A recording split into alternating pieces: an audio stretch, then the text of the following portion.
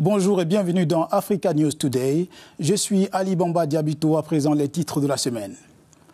L'Église universelle du Congo a accueilli un nouveau bienheureux, le laïc congolais Floribert Boanachui, béatifié dimanche à Rome, en présence de nombreux fidèles. En Afrique du Sud, plus de 3000 croix représentent les victimes d'attaques contre les fermiers. Dans ce journal, des témoignages qui contredisent les allégations du président Trump.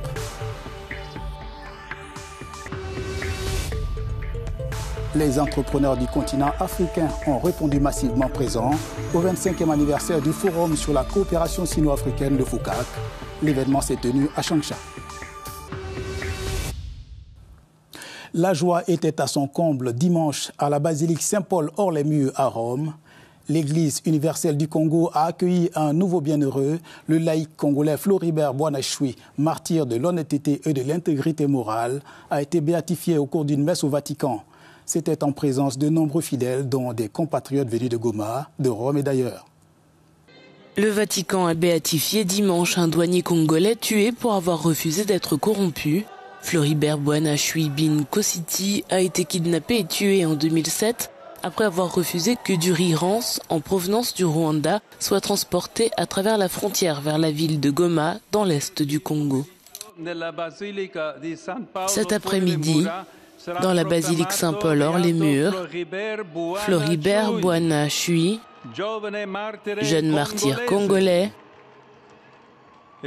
sera béatifié. Il a été tué à l'âge de 26 ans parce que, en tant que chrétien, il s'est opposé à l'injustice et a défendu les petits et les pauvres. Son témoignage de courage et d'espérance pour les jeunes de la République démocratique du Congo et de toute l'Afrique. L'événement a attiré une foule enthousiaste de pèlerins congolais et une grande partie de la communauté catholique congolaise de Rome qui a le droit à une audience spéciale ce lundi avec le pape Léon XIV. Mais il a pensé, donc, quand il s'est présenté devant ces darins des riz alimentaires avariés, et la première question qui s'est posée, il a passé au bien-être de tous, à la santé de la population de Goma. Et c'est comme ça qu'on lui a proposé, parce que les gens sont habitués à proposer de l'argent comme c'est fait toujours. Mais ce jour-là, le mafieux, il se sont rencontrés devant un jeune qui, au nom de l'évangile, il a dit non, il a dit non, il s'est opposé. Et Floribert, je pense que pour moi personnellement, je dirais pour toute la jeunesse, c'est un modèle.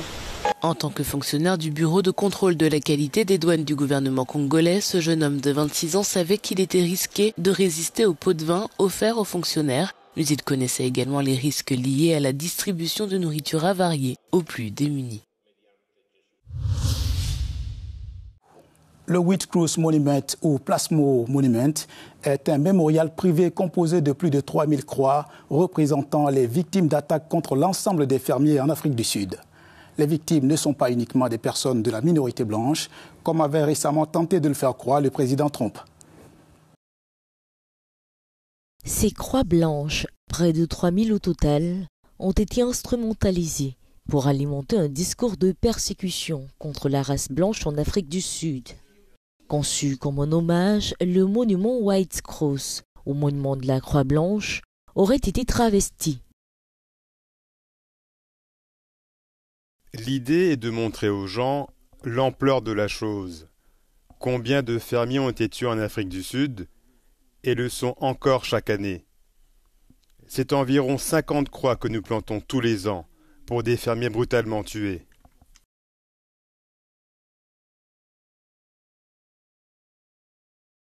Si les meurtres de fermiers noirs sud-africains existent, ce mémorial situé sur la pente d'Easterberg est exclusivement dédié aux individus blancs tués dans les fermes au cours des 3 dernières décennies.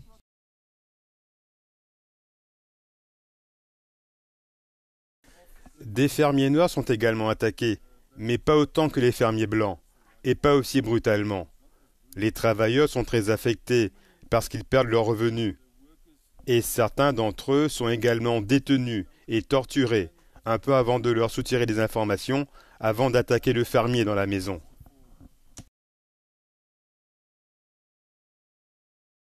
Selon les statistiques disponibles et 2 études réalisées au cours des 25 dernières années, Les meurtres d'agriculteurs et de travailleurs agricoles, quelle que soit leur race, se produisent généralement lors de vols à main armée. Bien que la communauté agricole est extrêmement préoccupée par ces attaques, il s'agit de vols.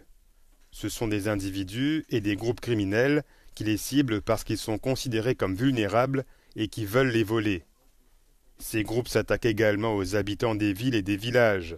Ils ne s'attaquent donc pas seulement aux fermiers. L'idée qu'il existe une campagne particulière contre les fermiers blancs n'est donc pas vraie. Ces fausses informations seraient, selon le gouvernement sud-africain et les experts, diffusées et amplifiées par les conservateurs américains comme Elon Musk, né en Afrique du Sud, et le président Donald Trump.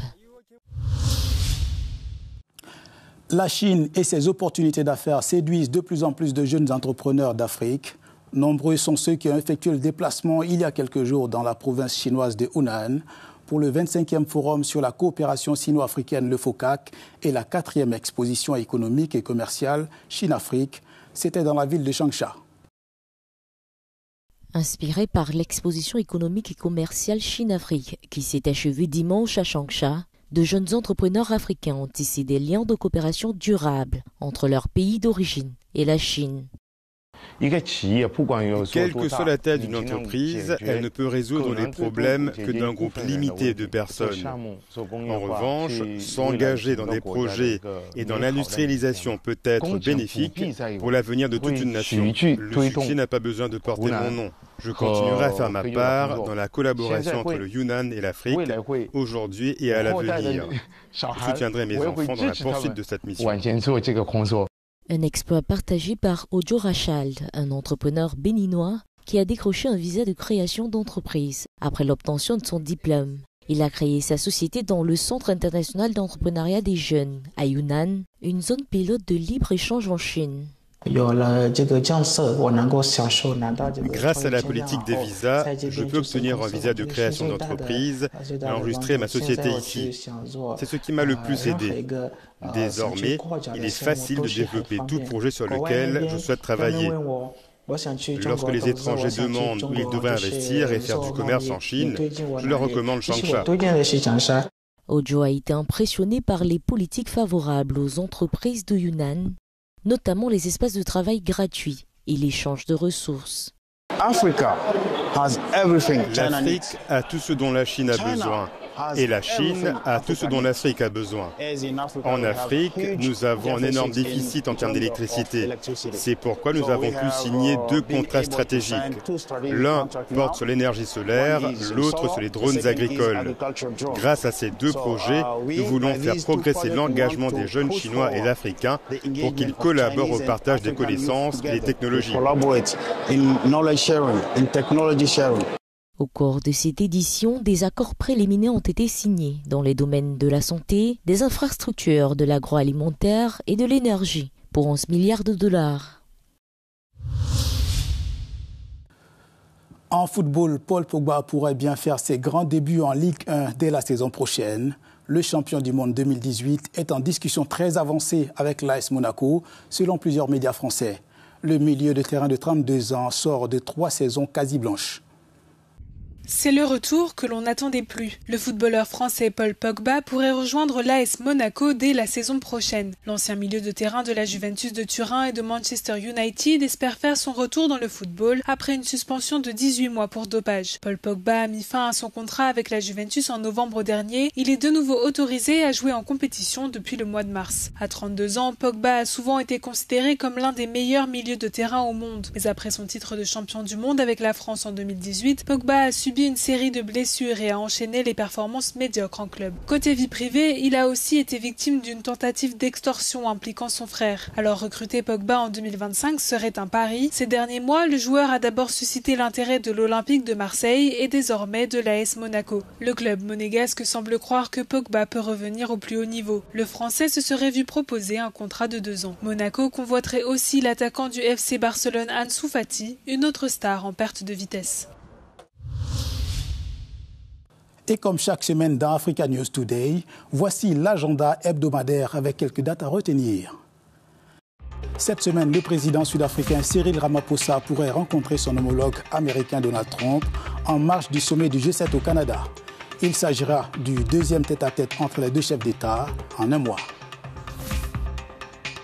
Du 19 au 21 juin se tiendra le festival Gnawa d'Essaouira, c'est au Maroc. Ce rendez-vous emblématique célèbre la musique spirituelle Gnawa, fusionnant les rythmes africains, arabes et islamiques.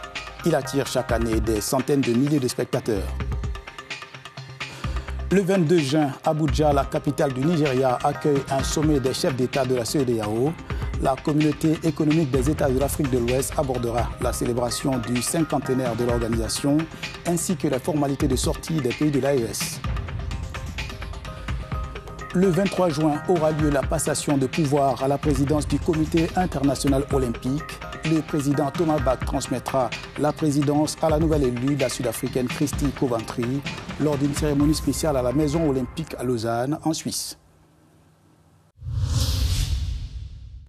C'est la fin d'Africa News Today. À la semaine prochaine pour une nouvelle édition. Pour plus d'informations, restez sur Africa News et africanews.com.